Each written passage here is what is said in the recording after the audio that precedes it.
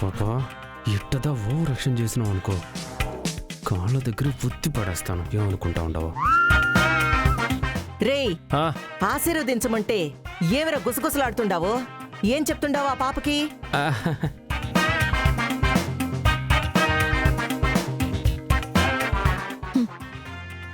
తనేం చెప్తాడులేండి, నేను చెప్తాను. ఏం లేదు, ఈరోజు మహాశివరాత్రి కదా, ఈరోజంతా ఉపవాసం ఉండి రాత్రంతా కటక నెల మీద కూర్చుని శివనామస్మరణ చేస్తూ రాత్రంతా జాగారం చేస్తానని చెప్తున్నారు.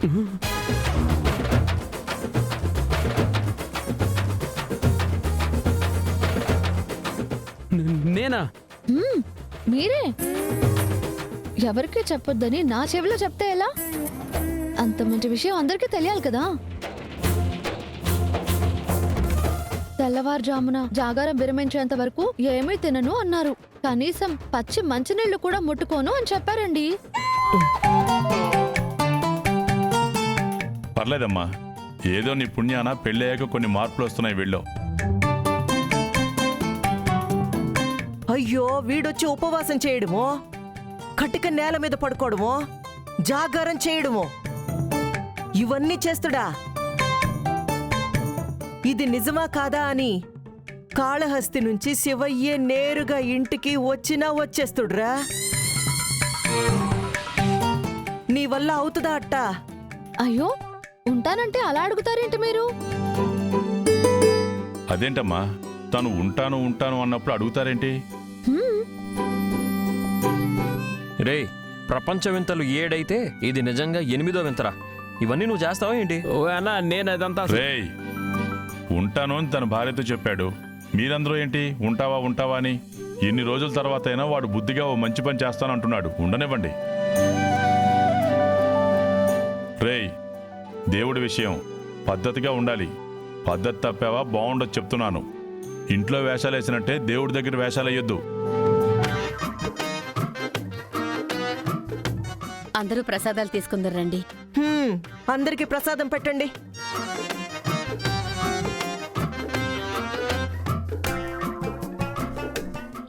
మెట్రో, నేను చెప్పినా నీకు ఉపవాసం ఉంటానని అందరి ముందు నన్ను బుక్ చేసి పారేసినావు. లేకపోతే నెత్తి మీద చేసి కాళ్ళ దగ్గర పెట్టి ఒత్తుతావా? జీవితాంతం నన్ను నీ కాళ్ళ దగ్గర ఉంచుకుంటావా? ఇప్పుడు అనుభవించు.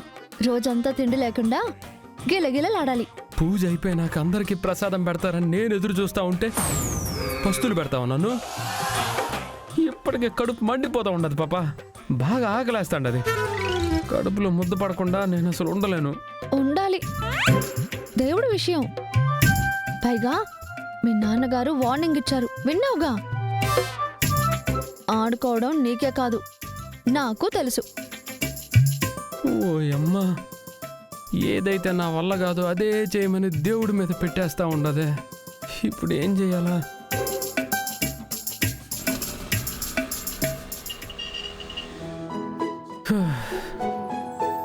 ఓ అమ్మా, ఇట్ట బుక్ అయిపోయానేంది నేను.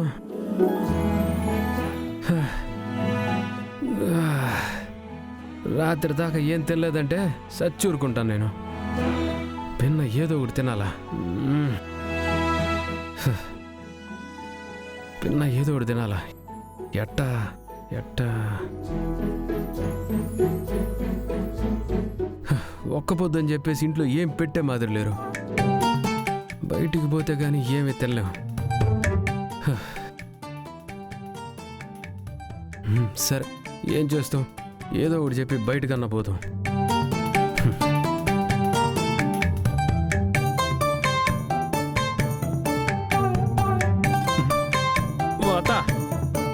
మా ఫ్రెండ్ ఫోన్ చేసి ఉన్నాడు, బయటకి అట్టా పోయి రావాలా. నేను అట్ట పోయి ఎట్టు వచ్చేస్తా. సరే సరే, విన్నారా? పండగ పూట కూడా ఫ్రెండ్స్ వాళ్ళు వీళ్ళు అని ఊరు మీద పడి తిరగడమేనా? అట్నే లేత బిన్న వచ్చేస్తా. సరే, త్వరగా రా పో. రా వెళ్దాం. ఓ పాప, నువ్వేడికి వస్తాండవు? మీకోసమేనండి, తోడుగా వస్తున్నా. ఏమిరా ఇంత మర్యాద ఇస్తా ఉండదు? ఏమో కొంప ముంచే మాదిరి ఉండదే. నాకు నువ్వు తోడెందుకు పాపా, నేను భిన్న పోయి భిన్న వచ్చేస్తున్నాను. అంటే మీరు ఈ రోజు ఉపవాసం కదండి, పైగా మీరు తిండికి ఆగలేరు. పొరపాటున బయట ఫుడ్ చూసేసి ఆగలేక తినేశారనుకోండి, శివరాత్రి పూట ఇచ్చిన మాట తప్పిన వాళ్ళు అవుతారు కదా. అలాంటి ప్రమాదం జరగకుండా థర్డ్గా నేను వస్తున్నా. ఓ అమ్మ, పెట్టేసినది ఫిట్టింగు. ఈ పాప వచ్చినదంటే నన్ను ఆడ తిన్నిస్తుంది, కనీసం కూల్ డ్రింక్ కూడా తాగనవదు. ఆ, ఏంటి ఆలోచిస్తున్నారు? పదండి పదండి వెళ్దాం. నేను పక్కనే ఉంటే ఆటో ఎక్సలేటర్ లాగా మీరు ఫుడ్ చూసి టెంప్ట్ అయినా వెంటనే బ్రేక్ వేయడానికి నేనుంటాను కదా. ఎందుకు పాపా ఇట్టపోయి అట్టొచ్చేదానికి నువ్వు తోడు? ఆ, పండగ పూట ఆడోళ్ళు ఎవరైనా బయట తిరుగుతారా? దేవుడి కాడ కూర్చొని భజన చేసుకుంటా ఉంటారు. నువ్వు కూడా పోయి చేసుకోరాదా? మ్మ్హ్మ్. ఏంటి క్వార్టరు, ఇంట్లో కుదరట్లేదని బయట తినొద్దామని స్కెచ్ వేసావా? అంత సీన్ లేదమ్మా. మర్యాదగా లోపలికి పో, లేదంటే నన్ను కూడా తోడు తీసుకువెళ్ళు. ఇందులో ఏదో ఒక ఆప్షన్ తప్ప వేరే ఆప్షన్ లేదు నీకు. నిన్ను వెంట తీసుకొని పోవటం అంటే తెలిసి తెలిసి ఎవరన్నా పిల్లిని సంకన పెట్టుకొని పోతారా? అది కూడా నీలాంటి జంగురు పిల్లిని. నన్ను పిల్లి గిల్లి అన్నావంటే చంపుతా, చింపాంజీ మొహమోడా. నువ్వే పాపా పిల్లివి పిట్టవి. నువ్వే చింపాంజీగాడివి, చంప మొహమోడివి. ఇదిగో అసలే ఆకలి మీద ఉన్నాను, ఇష్టం వచ్చినట్టు మాట్లాడినావంటే కొరికేస్తాను. తెలుసు కోటరు, కొరుకుతానంటున్నావంటే ఆకలికి మనిషిని తినడానికి కూడా సిద్ధం అన్నమాట. నరమాంసం తినే రాక్షసుడా. ఆ? రే, ఏంద్రా మీరిద్దరు గుసగుసలు? ఆహా, ఏం లేదు లత, ఇప్పుడు పోయి ఏం చేస్తాము, సాయంకాలం వస్తాడేమో అని మా ఫ్రెండ్కి ఫోన్ చేస్తా. హ్మ్. హ్మ్? హ్మ్. నా దగ్గర నీ ఆటలు. పాపం బావకి బాగా ఆకలేస్తున్నట్టుంది. అక్కేమో తిననివ్వడం లేదు. ఇప్పుడు ఏదో ఒకటి చేయాలి.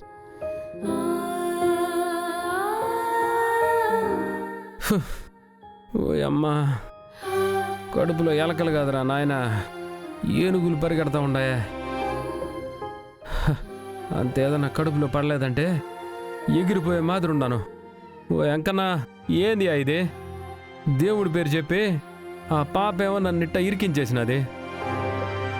నేనెంత భక్తుడో నీకు తెలీదా? ఏ పొద్దున్నా నీకు మొక్కకుండా నేను అడుగు బయట పెట్టినానా? ఊరంతా తిరిగేటప్పుడు కొండ మీద చూస్తూనే ఉంటాను కదా. నిజంగా నేనే కానీ నీ భక్తుండైతే, నీకు కానీ నా మీద ప్రేమ ఉంటే, కొండ మీద నుంచి నీ ప్రసాదం పంపించకపోయినా ఈ పక్కన యాడ్ నుంచైనా కానీ కాస్తంత తిండి పంపించు స్వామి. చచ్చిపోయే మాదిరి ఉన్నాను.